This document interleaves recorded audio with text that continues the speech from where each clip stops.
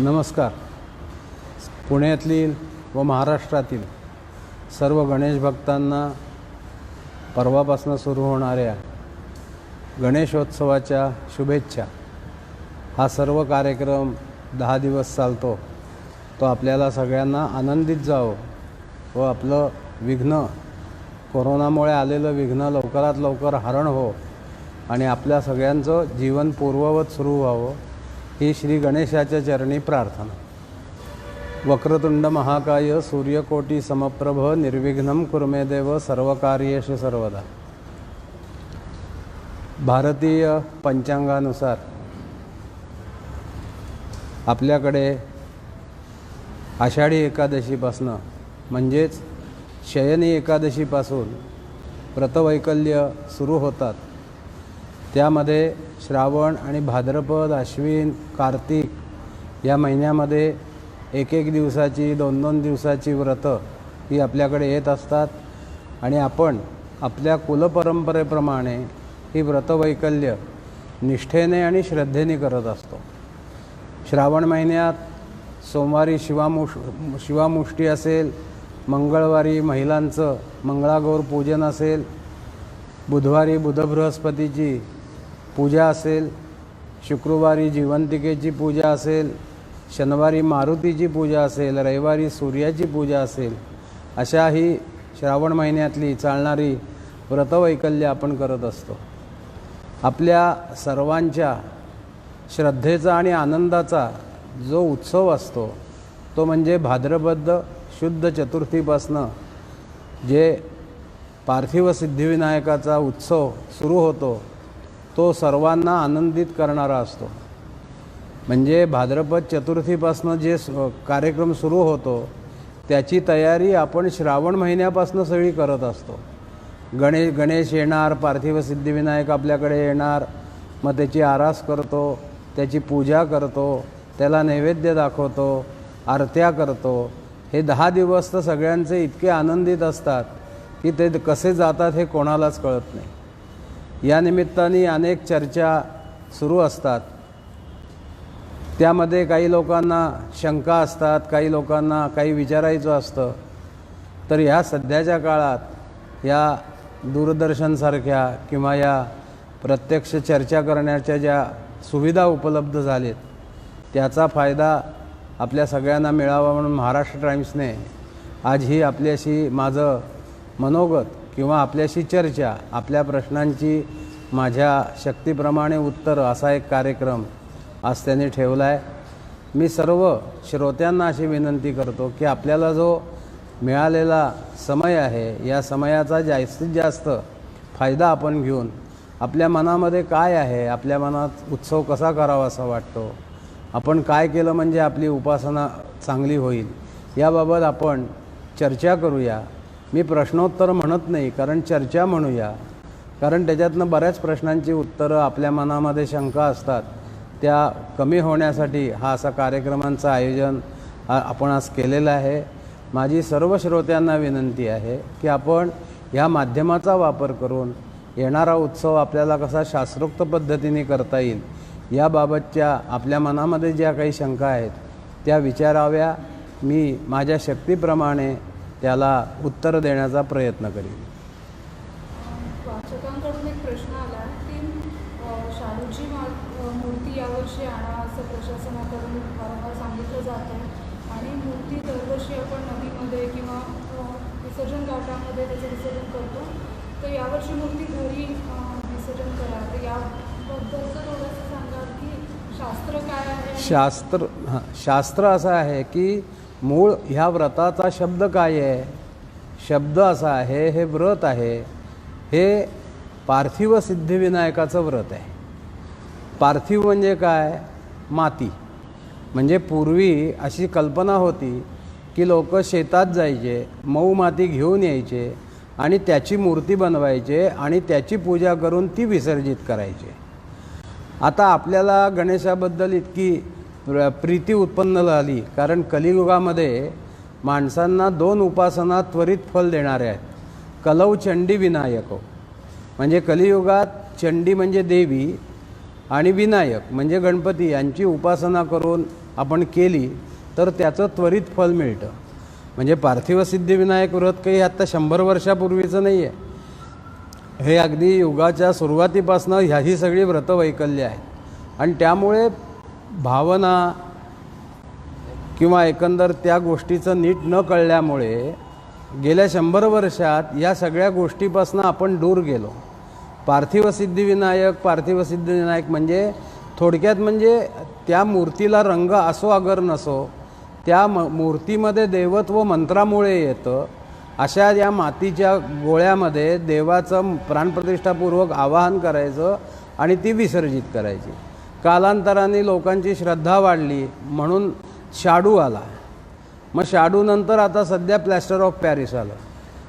शाडू आला, त्याला रंगाचं काम सुरू झालं. मग रंग रंगवायला लागले, त्याची दृष्टी काढायला लागले. पण खरं सांगायचं धर्मशास्त्रामध्ये असं कुठेच नाही आहे रंगवलेल्या मूर्तीची प्राणप्रतिष्ठा करावी. खरं मातीच्या मृत्तिकेची मूर्ती तयार करावी आणि आपले जे मंत्र आहेत त्या मंत्रांच्या साह्याने त्याच्यात देवत्व आणून 1.5 दिवसाचं व्रत करावं. आता हे खरं 1.5 दिवसाचं व्रत आहे, कारण व्रत म्हणलं की ते असं 8-8 दिवस नसतं. ही मातीच्या मूर्तीची प्राणप्रतिष्ठा आहे. आणि सध्या जो महत्त्वाचा प्रश्न आहे तो प्रश्न म्हणजे सध्या एक जागतिक संपूर्ण विश्वावर कोरोनाचं संकट आलेलं आहे आणि या संकटामुळे जे काही शासनाकडनं जे नियम घातले गेलेले आहेत ते आपल्या कल्याणाचेच आहेत. म्हणजे एकदा मला जर ज्ञान झालं की ह्या क्षणामध्ये एकत्र येण्याने सगळ्यांनाच त्रास आहे, त्यामुळे विधीमध्ये संक्षेप आणि विस्तार या दोन्हीही आपल्याला करता येतात.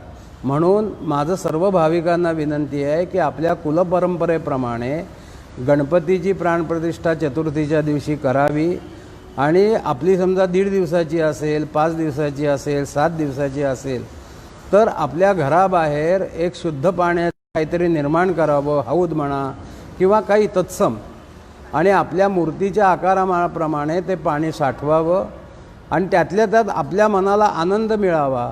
म्हणून एवढंच करता येऊ शकतं की त्या बादलीमध्ये किंवा त्या पाण्यामध्ये आपल्या घरात जर गंगाजल असेल तर विसर्जनाच्या आधी त्याच्यात गंगा टाकावी आणि त्या गंगेच्या पाण्यामध्ये गणपती विसर्जित करावा.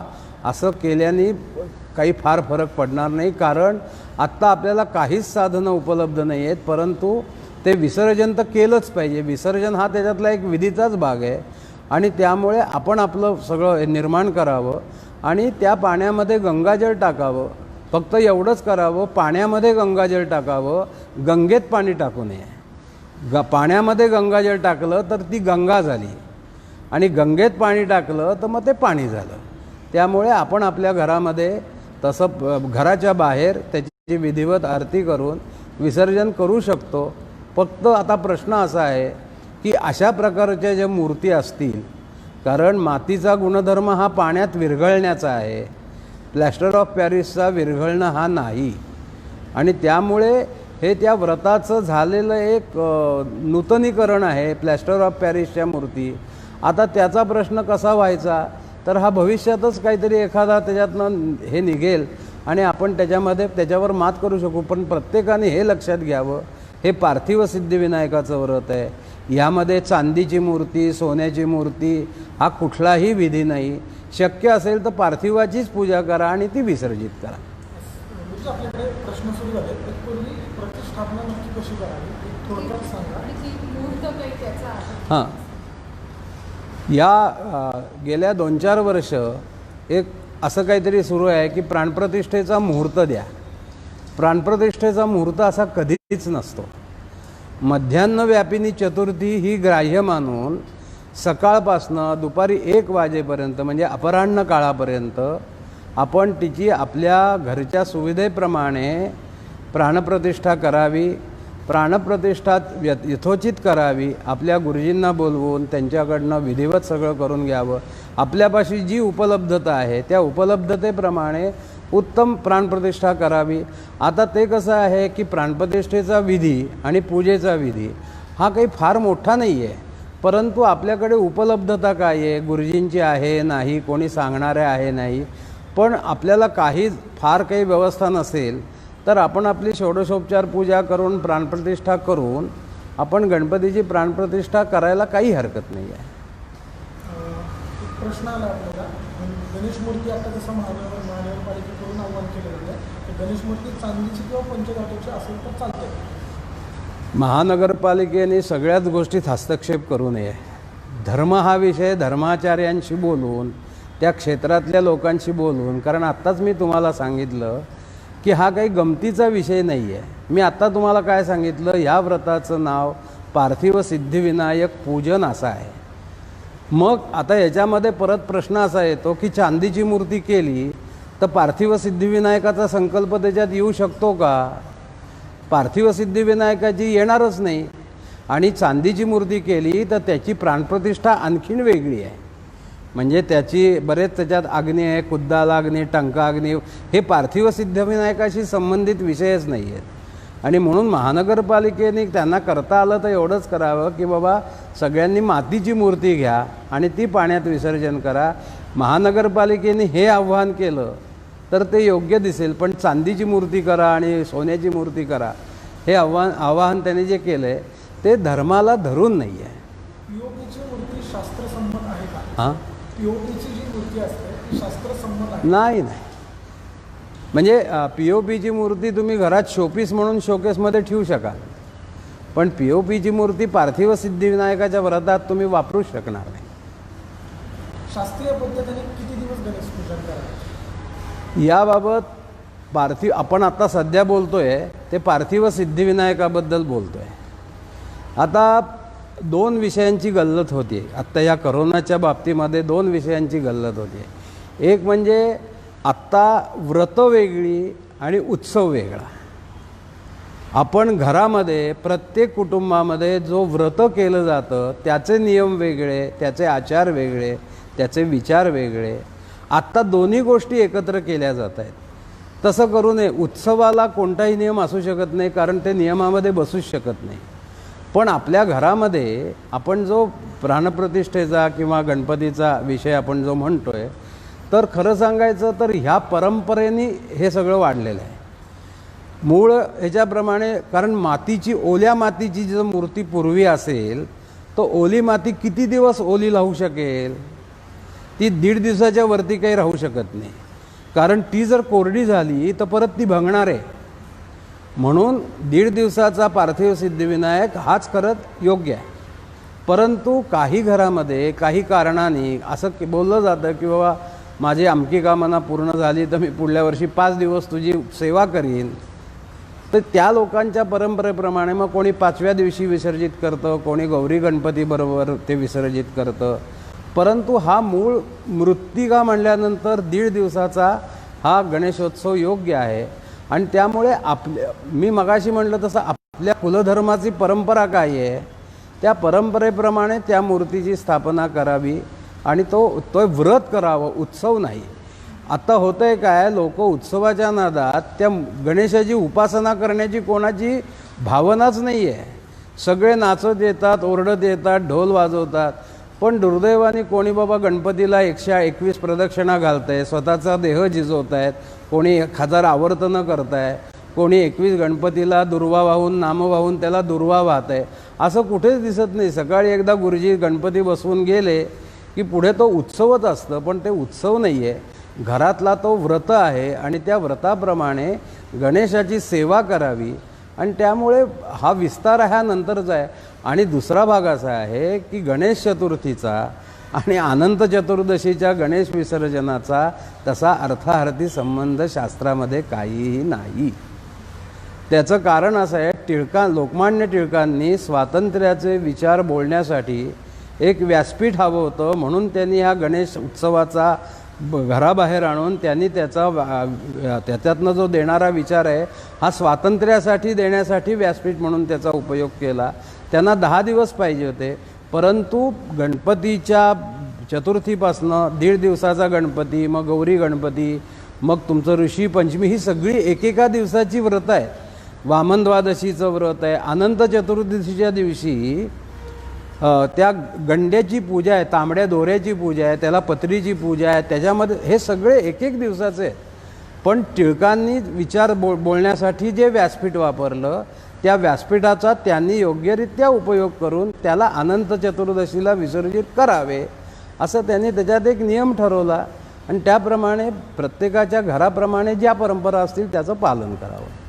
मगाशी ओझरचा उल्लेख आला, पुन्हा वेळ आपण यंदा प्राणप्रतिष्ठेसाठी गुरुजी सर्वांच्याच घरी येण्याची शक्यता कमी आहे.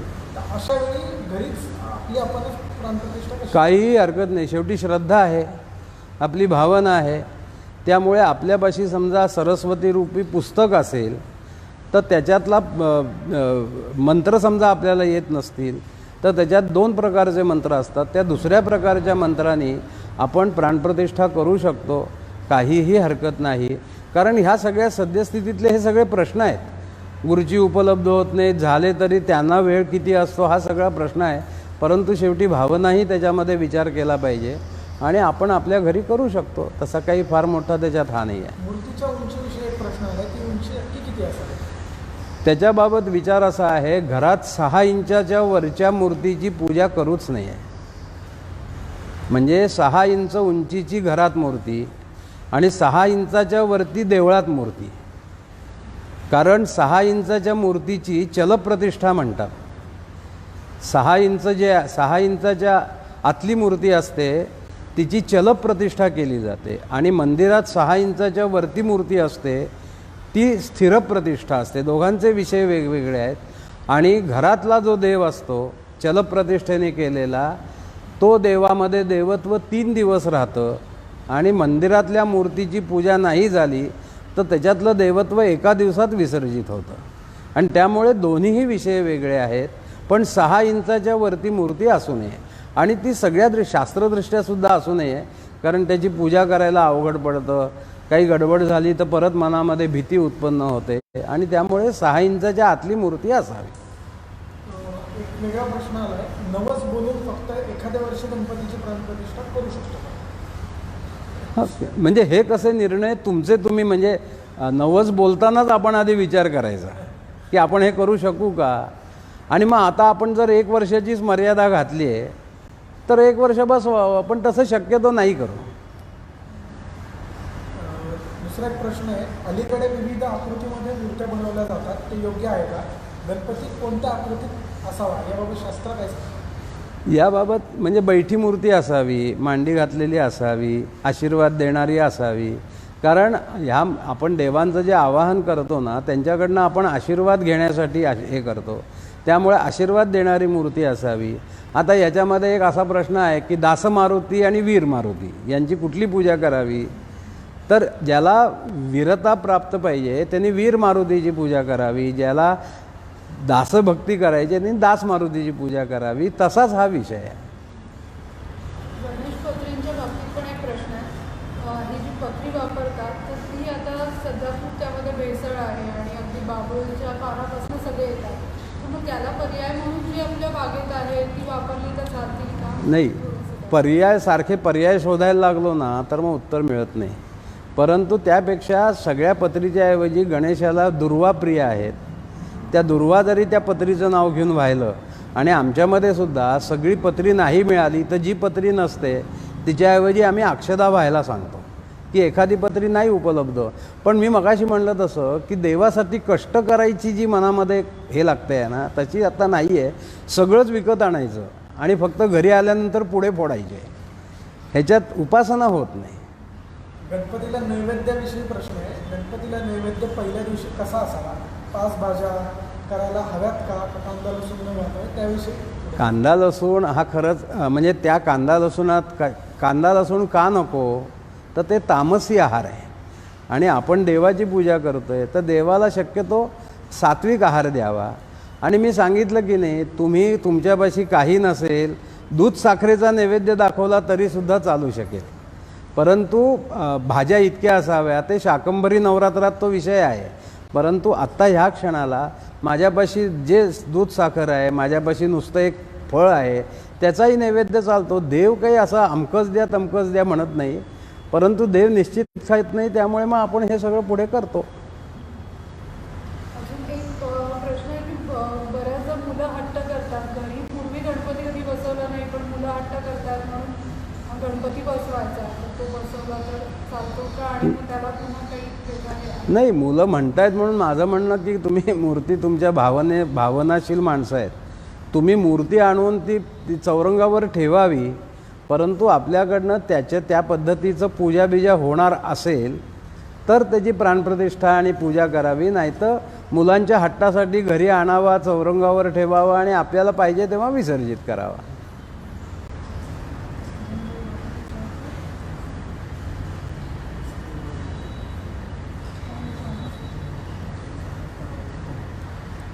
एक वेगळा प्रश्न आहे. घरात कोणी प्रेग्नंट असेल तर त्यावेळी घरातली गणपतीची मूर्ती विसर्जन करू नये असं त्यांचं असं आहे की अनेक समज गैरसमज समजतं ते थोडंसं. हां, नाही ते काय आहे, काही घटनांमुळे असे हे शास्त्रात रूढीर्बली असे असं आपलं एक वचन आहे. शास्त्र बाजूला राहतं आणि रूढी वाढत राहते आणि त्यामुळे हा कसा भावनेचा प्रश्न आहे. पण असं कुठे दिलेलं मी तरी आत्तापर्यंत वाचलं नाही की बाबा घरी गर्भवती कोणी असेल तर गणेश विसर्जन करत नाहीत, असं करू नये असं मी जी पुस्तकं वाचली त्याच्यात कुठे वाचलेलं नाही. पण काही मी तुम्हाला म्हटलं काही कारणाने काही घटना अशा घडतात की ती घटना घडल्यानंतर आपल्या मनाला असं वाटतं की ह्याच्यामुळे हे झालं का, तर तसे संबंध जोडले जातात. म्हणून काही ठिकाणी तसं आहे, पण ह्याला शास्त्र आधार कितपत आहे ह्याच्याबद्दल जरा शंका आहे. म्हणजे माझ्या वैयक्तिक जीवनामध्ये याबद्दल बोलायचं झालं तर आम्ही मूळ त्र्यंबकेश्वरचे आहोत. आमच्या घरामध्ये गौरी गणपती बरोबर आहे आणि आमच्या बाकीच्या कुटुंबामध्ये 1.5 दिवसाचा गणपती आहे. तर मी चर्चा केली याबाबत. तर आमच्या आजी ह्या ऋषीपंचमीला गेल्या आणि त्यामुळे आमच्या घरातला ऋषीपंचमीला विसर्जन झाला नाही, म्हणून तो गौरी गणपतीबरोबर जायला लागला. पण आता हे शास्त्र आहे का, तर शास्त्र नाही. त्यावेळेला ती घटना घडली त्यामुळे ती कर्म झालं नाही, पण ह्याचा शास्त्रच ते बनतं असं नाही, ती रूढी बनते आणि म्हणून ते तसं होतं. दररोजच्या आरतीच्या वेळा काय असाव्यात कामाच्या गडबडीत? नाही, आरतीच्या वेळा म्हणजे सकाळी पूजा झाली त्याची की त्याची सकाळी 8-9 पर्यंत आरती व्हावी. संध्याकाळची जी आरती आहे त्याला प्रदोषच पूजा म्हणलेलं आहे, त्यामुळे ती सूर्यास्तानंतर करावी. पण उगाच आपलं रात्री 10-11 वाजता असं नाही, साधारण 7-7:30 पर्यंत करावी, कारण प्रदोषाचीच पूजा आहे ती.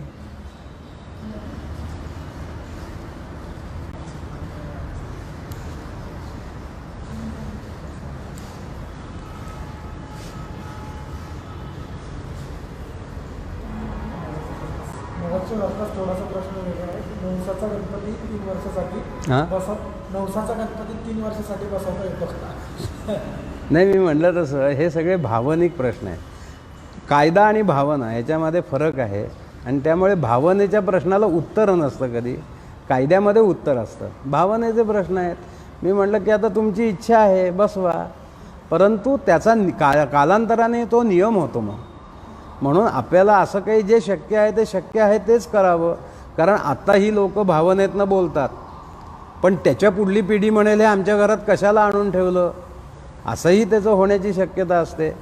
पूजा साहित्याविषयी प्रश्न आहे. पूजा साहित्यामध्ये काही कमी असेल तर चालते का, किंवा काय काय असावं? आमच्याकडे आपली पूजा झाली की एक प्रार्थना आहे, कायेन वाचा मनसेंद्रिये वा वृद्ध्यात्मना वा प्रकृतिस्वभावात करोमि यद्यत् सकलं परस्मै गजाननायेति समर्पयामि. आवाहनं न जानामि न जानामि तवार्चनं पूजांचैव न जानामि क्षम्यतां परमेश्वर. मंत्रहीनं क्रियाहीनं भक्तिहीनं सुरेश्वर पूजितं मया देव परिपूर्णं तदस्तु मे.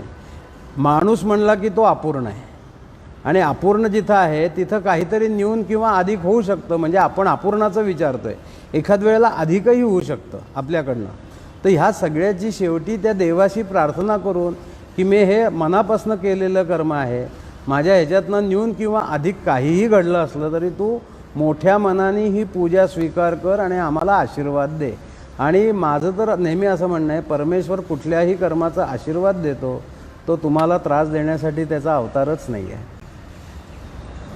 विसर्जनाविषयी प्रश्न आहे की आता मर्यादा येणार आहेत. अनेक महानगरपालिकेने किंवा अनेक ठिकाणी विसर्जनासाठीची सोय उपलब्ध केली जाणार.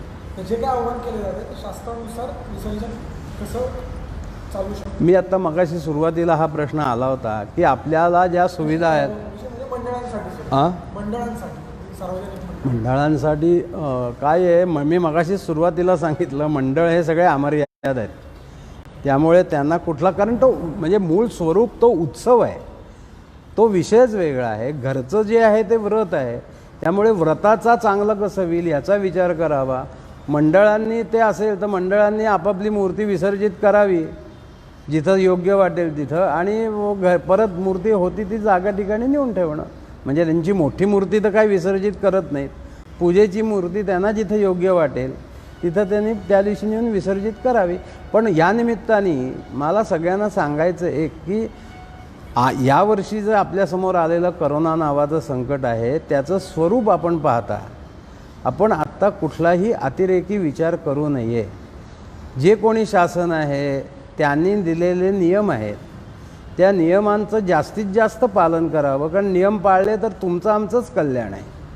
1 वर्ष मी तुम्हाला सांगितलं, धर्मामध्ये कुठल्याही कर्माचा विस्तार आहे आणि कुठल्याही कर्माचा संक्षेप आहे.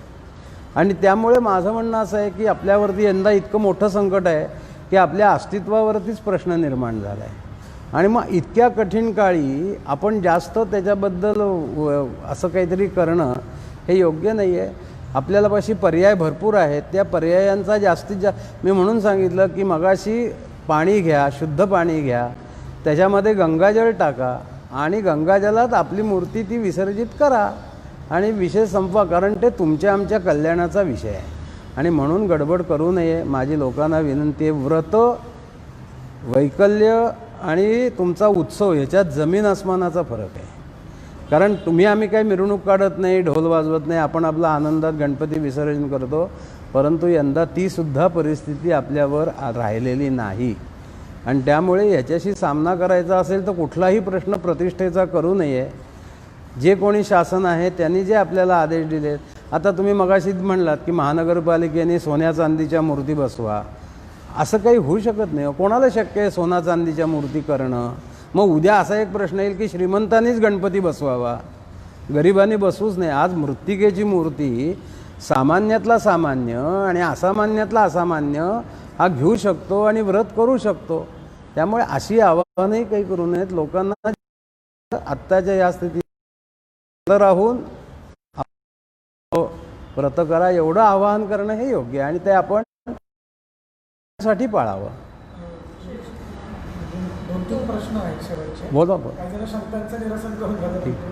त्यानंतर प्रश्न आहे की 4 महिन्यांपूर्वी घरात कोणाचं निधन झालेलं असेल तर घरी गणपती आणत नाहीत का, असं ऐकलं? नाही, तसं काही नाही आहे. त्याच्यामध्ये 13व्या दिवशी आपल्याकडे जो विधी असतो तो झाल्यानंतर आपले गुरुजी आपल्याला मंगल काम करण्यासाठी परवानगी देतात. आणि एवढंच नाही तर प्रश्नकर्त्यांनी हेही लक्षात ठेवावं की माणसं येणं आणि जाणं हा निसर्ग आहे, व्रतवैकल्य थांबत नाहीत. तर असेही काही प्रसंग पाहिलेले आहेत की घरात अर्धदेक झाल्यानंतर आपल्या गुरुजींकडनं घरातलं नवरात्र बसवलं गेलं आहे.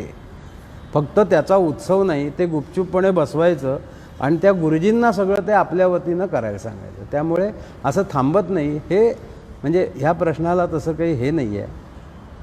सध्याच्या परिस्थितीमध्ये हे व्रत या वर्षी आचरता नाही आले तर एखाद्या वर्षी त्याचा लोप झाले तर चालेल का? नसल्यास पर्याय काय? बहुधा आपण श्रद्धेने मनाने त्या गणपतीची प्रार्थना करावी. त्याला सांगावं की बाबा यंदा ह्या सगळ्या जी परिस्थिती निर्माण झालेली आहे त्यामुळे तुझी आराधना माझ्याकडनं झाली नाही, तू मला माफ कर. आणि तो तुम्ही इतकं प्रेमाने बोललात तर तुम्हाला नक्की माफ करणार आहे. फक्त तो विश्वास पाहिजे. लॉकडाऊनमुळे काही लोक अडकले तिकडे हो. आपल्या घरी जाऊ शकत हो, बरोबर आहे. नाही, म्हणून त्याने प्रार्थना करावी. आणि दुसरं त्याला प्रार्थनेशिवाय दुसरा विषयच नाही आहे त्याच्यामध्ये. तुम्ही आता शेवटी आव्हान काय करायला लागेल शेवटाकडे? आवाहन म्हणजे म्हणून मी सांगितलं की आत्ता आपली हा महिना तर सगळा आपला घरगुती ह्याचाच आहे, व्रतवैकल्यांचा आहे. पण बाहेरच्या परिस्थितीशी घरातल्या परिस्थितीशी फार काही संबंध नसतो. तुम्ही तुमच्या घरामध्ये सांगितल्याप्रमाणे तुमची व्रतं करा, उपासना करा, जास्तीत जास्त त्या नियमांचं पालन करा. आणि बाहेर जाण्याने समजा माझा काही गडबड होत असेल तर घरात राहा आणि घरात राहून गणेशाची उपासना करावा किंवा आपली जी उपास्य देवता आहे तिची आराधना करा. आणि माझं म्हणणं आहे की ह्या संकटावर शासनाने दिलेले नियम आहेत ते आपल्या कल्याणाचेच आहेत असं मानून कुठेही प्रश्न प्रतिष्ठेचा न करता त्याच्यातनं काहीतरी मार्ग काढून हा उत्सव व्रतवैकल्यांचा साजरा करा. महाराष्ट्र टाइम्सचं यूट्यूब चॅनल सबस्क्राईब करा आणि लेटेस्ट अपडेटसाठी बेल आयकॉनवर क्लिक करा.